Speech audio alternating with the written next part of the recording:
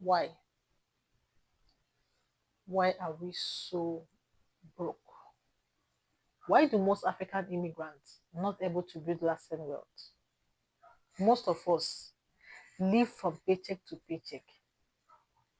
We love money, but we are not clever enough in making it because we do not understand the rules of the game.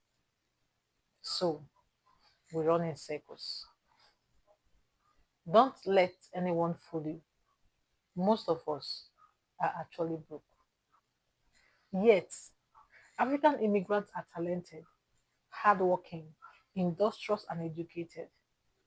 As a matter of fact, statistics says that Nigerian immigrants are one of the most educated immigrant groups in the United States of America, known for their determination and success in various professional fields such as medicine, engineering, tech, and more.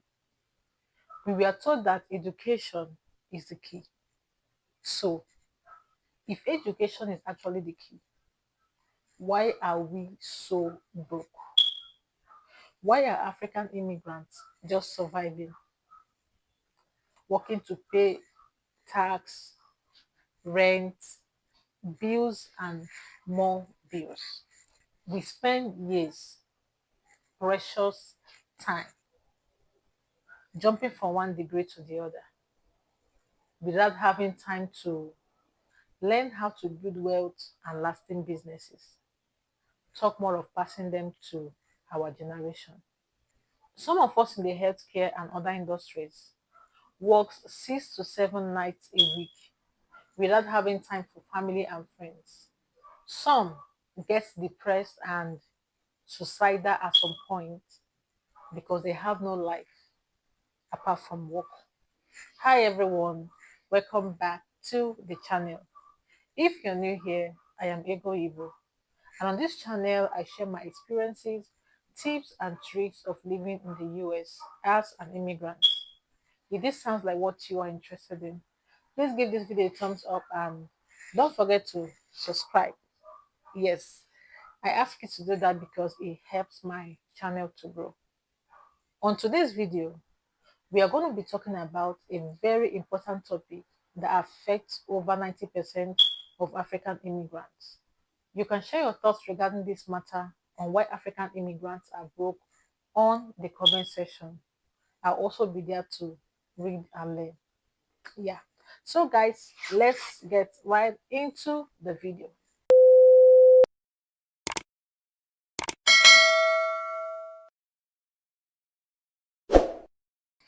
One of the reasons why I think African immigrants are broke is what I call the academic rat hole.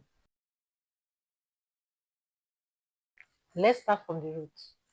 Back home, our mind is trained and conditioned to go to school, get good grades, and work for the government or corporate organizations.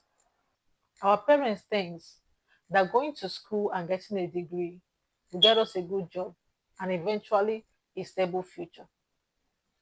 So they work so hard to fund our education to at least the university level. And those whose parents cannot afford to send them to the universities are seen as failure. Their future is already concluded on. How about those who decided not to go to the university? Not because their parents cannot afford to send them to the university. Back then in our communities, there are just these people, few people, who decided they don't want to follow the crowd because, as far as most of them were concerned, they had no business in the four walls of the universities. Probably because they're interested in business, learning a trade, or something. Those people are tagged as people who have no direction in life. Like their future is already concluded based on the fact that they do not want to go to the universities. And you see, most parents do not even want their kids to associate with them because they don't want them to influence their kids badly. And most times you see their parents even call family meeting. They call family meeting to say, you have to talk to him, you have to talk to her because we want to send him to school. We want to send her to school, but he have decided he doesn't want to go to school. So if anything comes out, if it doesn't work for you in future, just know that we have tried. Even if it doesn't happen around your area, I am sure if you're coming from Africa, you have heard some of these stories. When parents call a meeting, and even sometimes they tell the neighbors to advise their kids because they don't want to go to school. They don't understand why this kid doesn't want to get a bright future. We are ready to spend this money on you. We are ready to work hard to make sure you get degree so they can get a good job. And the kids say, no, I do not want to go to university. What I want to do does not have any business with the university. And it's a big problem. Like it's a huge problem. Firsthand, I know somebody that this happened to, and it was a big thing. It was a very big thing because it was just meeting upon meeting, family meeting on family meeting, just because he decided not to go to the university. So the people our society tax as the ones with bright future go to school, get good grades, and graduate. But here is the question: after school, then what? Does going to school and having academic excellence guarantee a successful life? In reality, can you become wealthy or financially stable just by going to school? Feel free to drop your thoughts on the comment section so that we'll all learn together. So, after school, the few lucky ones get a job, and then some will go into fashion, become hairstylists, cab drivers, handymen, mechanics, and a whole lot. They go back to start learning skills that they once thought were below their pedigree after spending years and resources in the university. And guess what? They go back to start learning skills from people who they thought had no bright future. The same people they thought had no direction in life. While they were at school chasing degrees, these people dedicated their time mastering their skills. And now the future is here. The people they thought had no direction or had no bright future are now divorced. Then those that can afford to and have the means to move abroad. According to the Washington-based Migration Policy Institute, MPI, Nigerians in the United States are the most educated immigrant group, with 61% holding at least a bachelor's degree.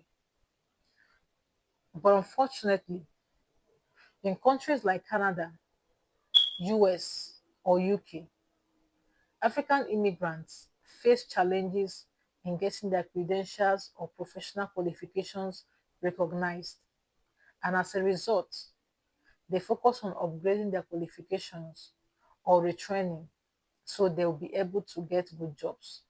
So, after spending many years in the university, you travel abroad just to realize that your degrees and qualifications are not up to the standard of the Western world. And then you are left with two options. One of them is to start doing menial jobs, minimum wage jobs, the jobs that on a normal day you wouldn't want to do, jobs that back in your country you won't want to do those jobs, the jobs you thought were beneath you. I mean, if we are going to spend all those years in the university just to come back and do menial jobs that people who didn't go to the universities are doing, then what is the point? And then the second option is not to let our guard down. Why will we allow all the years, time, and effort, the sleepless nights preparing for exams, the money spent on textbooks and handouts, all of that, we decide we do not want them to go to waste.